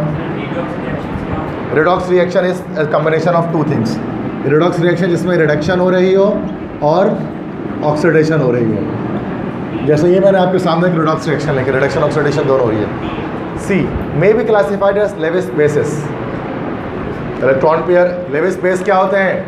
अभी लिखकर मिटाया. Electron pair, base electron, Lewis acid, Lewis क्या लिखा हुआ है? Lewis base electron pair donor होंगे. तो ये इलेक्ट्रॉन डोनेट तो नहीं कर रहा ना, ये तो इलेक्ट्रॉन एक्सेप्ट कर रहा है. तो ये कहना डी ही सही होगा. कुछ भी लिखा होगा अलम शलम, लेकिन डी गलत सही होगा, क्योंकि ए बी सी तो गलत हो गया. अब डी पढ़ लेते हैं कैसे सही होगा. अब पढ़ रहा हूँ डी जाके मैं. ऑलवेज रिड्यूस, हमेशा रिड्यूस होगा तभी तो ऑक्सीडाइज करेगा. बस समझ आ गई? तो डी ऑप्शन करेक्ट. क्लियर है? नेक्स्ट है, of the following the one which is an ore of aluminium. इनमें से कौन सा एल्यूमिनियम का ओर है? Galena, chalcopyrite, bauxite. C bauxite, Al2O3. ये है ना, मैग्नेसाइट नहीं है. मैग्नेटाइट तो ऊपर बता दिया, आयरन का ओर है, Fe3O4. चैल्कोपायराइट, CuFeS2, कॉपर का ओर है ये. और गैलेन जो रहता है, गैलेना, ये लेड का ओर होता है. ये सब नहीं है.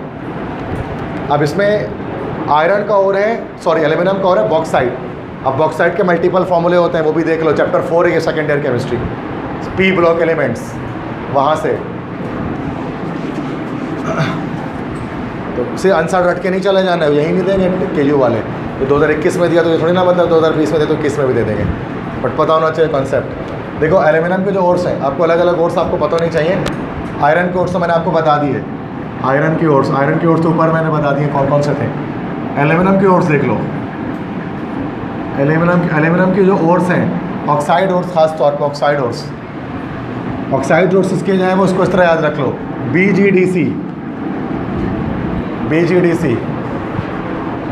क्यों? बॉक्साइट, गिब्बीसाइट, डायास्पोर, और फाइनली लास्ट में दैट इज कोरंडम. तो बॉक्साइट, गिब्बीसाइट, डायास्पोर, कोरंडम, ये 4 हमारे पास ओर्स हैं. These are the 4 ores. So these are the 4 ores of aluminium. तो एल्यूमिनियम के 4 ओर हमारे पास मौजूद है. अब इनमें यहाँ पर जो बॉक्साइट है, दिस इज Al2O3. ये सारे Al2O3 हैं, दिस ऑल आर Al2O3. बस वाटर ऑफ क्रिस्टलाइजेशन में डिफरेंस है सब में. इसमें यहाँ पर डॉट NH2O लगता है, यहाँ पर डॉट 2H2O लगता है, यहाँ पर जस्ट H2O लगता है, और यहाँ पर कुछ नहीं लगता है. ठीक है, मतलब NH2O, नंबर ऑफ H2O लग गए, यहाँ पर 2 लगा, यहाँ 1H2O लगा, यहाँ पर कुछ नहीं लगा. ये जो कोरंडम जब ज़मीन से निकलता है तो अलग अलग कलर में निकलता है, अलग अलग रंगों में निकलता है, जेम्स की सूरत में अलग अलग कलर में निकलेगा। अगर ये रेड निकलेगा, कोरंडम जो है इसकी बात करो Al2O3, अगर ये रेड निकल रहा है तो रेड निकल रहा है तो उसको हम लोग क्या बोलते हैं, this is called Ruby, Ruby. अगर ये ग्रीन निकल रहा है तो उसको क्या बोलते हैं, एमरल्ड, एमरल्ड। अगर ये ब्लू निकल रहा है स्टोन तो सूरत में उसको क्या बोलते हैं, सफ़ायर, सफ़ायर जिसको नीलम कहा जाता है उर्दू में। इस तरह से अगर ये येलो निकल रहा है तो उसको बोलते हैं टोपैज, टोपैज पुखराज जिसको कहते हैं, येलो स्टोन होता है ये। तो ये सब कोरंडम के अलग अलग कलर्स हैं, इम्प्योरिटीज़ की वजह से डिफरेंट कलर आते हैं। तो ये corundum red, green, blue, yellow किसी भी कलर में ज़मीन के अंदर से निकल सकता है, उसके अलग अलग नाम हमारे पास यहाँ पर होते हैं। ठीक है, तो मैं एक बात से बहुत सारी बात बता दिया मैंने आपको यहाँ, वरना ये सिर्फ यही बोला था कौन सा एल्यूमिनियम का हो रहा है, तो लाइट से पता है बॉक्साइट एल्यूमिनियम का ही हो रहा है। बॉक्साइट, गिब्यूसाइट, डायस्पर, कोरंडम सारे एल्यूमिनियम के ओर्स हैं। फॉर्मूले सबके अलग अलग है, थोड़ा थोड़ा सा माइनर सा डिफरेंस है, और कोरंडम डिफरेंट कलर्स में अवेलेबल होता है। क्लियर है? चैप्टर 4 है ये, ओर्स ऑफ एल्यूमिनियम। सारे समझ में आ गए ये सारे MCQs? मतलब इतना भी वो ईजी नहीं होता कि यू का टेस्ट के हो जाए, थोड़ा कॉन्सेप्ट तो आपको केमिस्ट्री का होना चाहिए, सिंपल सी बात है। तो वो कॉन्सेप्ट लाजमी ध्यान में रखें जो बता रहा हूँ, और एक पॉइंट बस याद नहीं रखें, मैं फिर कह रहा हूँ कोई गारंटी नहीं है कि इसमें से आ जाएगा। मेरे पास पेपर है तो बस देख ले रहे हैं कि इस तरह के सवाल आते हैं। ठीक है, आगे बढ़े। नेक्स्ट है बच्चों, which one is the oldest acid, इसमें से कौन सा ओल्डेस्ट एसिड है, सबसे पुराना एसिड है?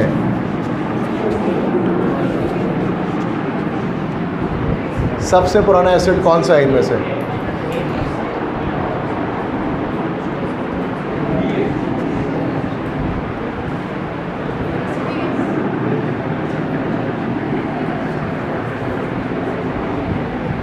बेटा इसमें होना तो ये चाहिए कि ओल्डेस्ट एसिड, थोड़ा सा कंफ्यूज होने वाला सवाल है ये। अब इसमें ये क्या कह रहे हैं, इंसान ने जाना हुआ उस लिहाज से या बनाने के लिहाज से? अगर बनाने के एतबार से, प्रिपरेशन के लिहाज से कहें ना, तो सबसे पहले बनाया गया होगा दुनिया में, तो सबसे पहले लैब में बनाने वाले एसिड में सबसे पहले एसिड ये है HNO3 नाइट्रिक एसिड, जिसको किसने बनाया था, जाबिर बिन हयान ने। ये दुनिया का पहला एसिड था, इसी को लैटिन लैंग्वेज में एक्वा फोर्टिस कहा जाता था, एक्वा फोर्टिस, स्ट्रॉन्ग वाटर। लेकिन अगर हम इस लिहाज से कहें कि मालूमात के लिहाज से कि एग्जिस्ट जो सबसे पहले से करता है, तो वो एसिटिक एसिड करता है। ठीक है, एसिटिक एसिड क्या है, सिरका है ये। सिरका तो इंसान हज़ारों सालों से इस्तेमाल कर रहा है, दरख्तों की छाल से निकलता है। तो ओल्डेस्ट एसिड में बी ऑप्शन करेक्ट होना चाहिए। हाँ, अगर ये कहते हैं ना कि which was the first acid which was prepared in the lab, तो वो नाइट्रिक एसिड हो जाता। बट यहाँ पूछते हैं सबसे पुराना एसिड कौन सा है, तो शायद जो दुनिया जानती है इस एसिड के बारे में, तो सबसे पहले से सिरके के बारे में जाना जा रहा है। हज़ारों सालों से इंसान को सिरका पता है, खाने में डालता है वो। नबी पाक सल्लल्लाहु अलैहि वसल्लम के दौर में भी सिरका होता था। सिरका घर में रखना सुन्नत है, रिस्क में तंगी नहीं होती कहते हैं उससे। तो वो तो सालन में डाला करता था सिरका, नबी पाक के दौर में भी डाला करता था। तो कितनी तो जाबिर बिन हयान से भी पुराने हैं। तो मतलब सिरका बनता है कैसे? सिरका रियल में जो बनता है दरख्तों की छाल से बनता है, दरख्त है ना उसके तने से। तो जब हम चैप्टर 9 में पढ़ेंगे ना, जो वुड होता है, जब वुड की वो कर दी जाती है, डिस्ट्रक्टिव डिस्टिलेशन की जाती है, तो उसके अंदर से एसीटोन निकलता है, मिथनॉल निकलता है, और साथ में एसिटिक एसिड निकलता है। 3 चीज़ें निकलती हैं। ये पुराना तरीका। नए तरीके से आप कैसे बनाते हैं, अब जो घरों पे आपके रखा होता है वो सिंथेटिक विनेगर होता है, आर्टिफिशियल विनेगर होता है, उसको लैब में बनाया जाता है केमिकल प्रोसेस से। नेचुरल विनेगर तो अब शायद कहीं नहीं मिलता। अब जहाँ पे भी दुकान में जाएंगे तो लिखा होगा सिंथेटिक विनेगर या आर्टिफिशियल विनेगर, घर पे जाना किचन में रखा होगा, क्योंकि अब वो विनेगर मौजूद नहीं है जो कि नेचर में एग्जिस्ट करता था। क्योंकि दरख्त इतने हैं ही नहीं, दरख्त काटना पड़ता है, उसकी वजह से लकड़ी वैसे ही बहुत महंगी है, इसकी वजह से अब सिंथेटिक ही बनता है। Brass is an alloy of, brass किसको बोलते हैं, पीतल को बोलते हैं, नहीं पीतल को बोलते हैं कि कांसी को बोलते हैं। देखो फर्स्ट थी गोल्ड मेडल, सिल्वर मेडल, तीसरा मेडल कौन सा होता है, ब्रॉन्ज मेडल, कांसी का तमगा, तो वो ये पीतल ही होता है, ब्रास। पीतल देखा होगा आपने, गोल्डन टाइप का होता है, नलके वलके मस्जिद के से बनते हैं। तो दो चीज़ों का, ब्रॉन्ज क्या है, brass is a mixture of, is a combination of 2 metals. Alloy है ये, अलॉय मतलब क्या होता है, कॉम्बिनेशन ऑफ मेटल। कौन से 2 मेटल का कॉम्बिनेशन है, कॉपर एंड टिन, और कॉपर और जिंक मिला देंगे तो कौन सा अलॉय तैयार होगा? फिर ये बनेगा ब्रोंज, जिसको कांसी बोलते हैं। ठीक है, बिल्कुल डिफरेंट होती है। ये जो होता है गोल्डन कलर का होता है। ये आपने 2 रुपये का सिक्का देखा है, पुराना वाला गोल्डन वाला, बादशाही मस्जिद जिसमें बनी होती है, वो है पीतल का, वो है ब्रास। और 1 रुपये का पुराना सिक्का देखा है गोल्डन वाला, वो ब्राउन वाला, वो है ब्रोंज। तो डिफरेंस कलर में बड़ा डिफरेंस हो दोनों के। एक डार्क ब्राउन है जो ब्रोंज है, और जो ब्रास है वो गोल्डन टाइप का है। तो 2 रुपये के सिक्के और 1 रुपये के सिक्के में समझ में आया था। Third, aluminium and copper. तो ये एक हमारे पास बन जाता है एल्यूमिनियम ब्रोंज, उसको हम कहते हैं। This is aluminium bronze. और एल्यूमिनियम एंड टिन मुझे नहीं पता कि अपनी तरफ से उन्होंने कोई अलॉय बनाया है। जोर से बोले बच्चे। अब किसका बनता है? अब जो बनता है ना सिक्का, वो एल्यूमिनियम बनता है, प्योर एल्यूमिनियम का। अब जो है ना वो सिल्वर कलर के जो सिक्के आते हैं हल्के हल्के से, वो सब सिर्फ एल्यूमिनियम होता है।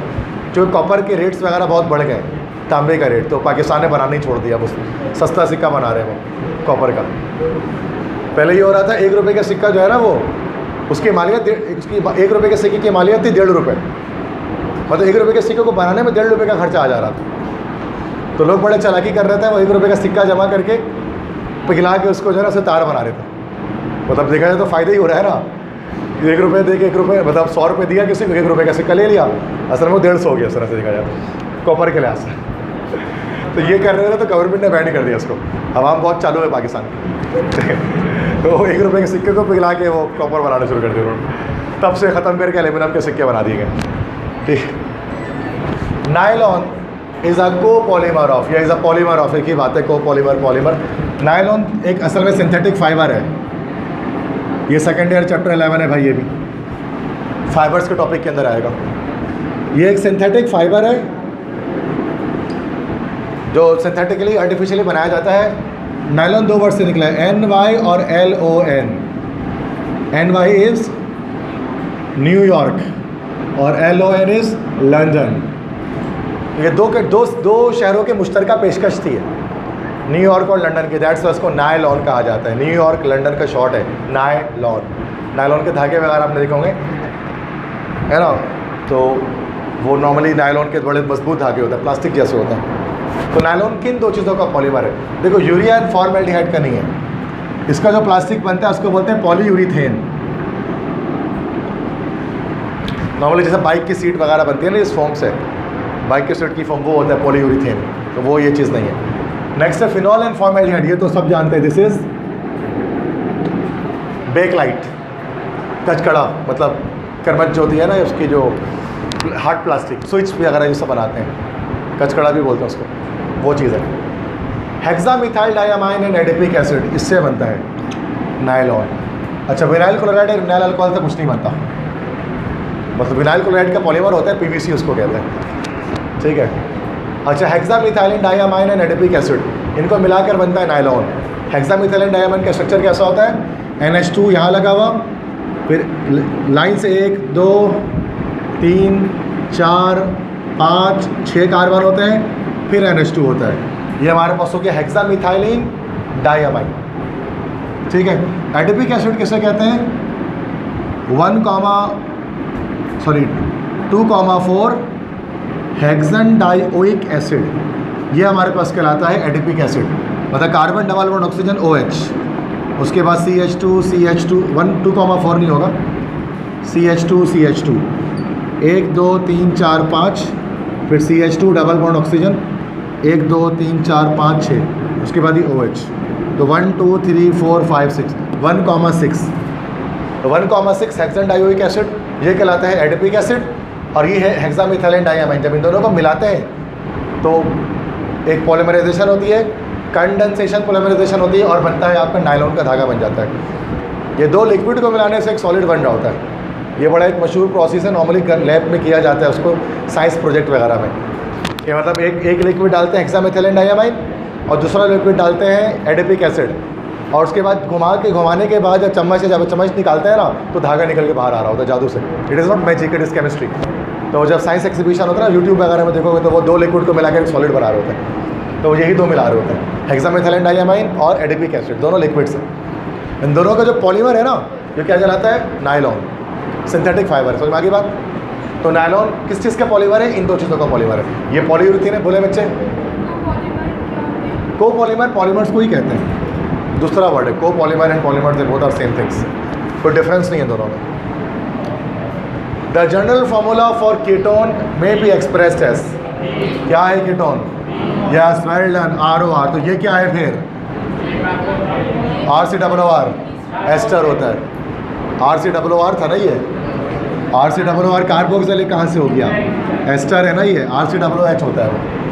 तो ठीक है, तो क्वेश्चन भी खत्म हो गया आई थिंक सारे, बैटरी भी लो हो गई।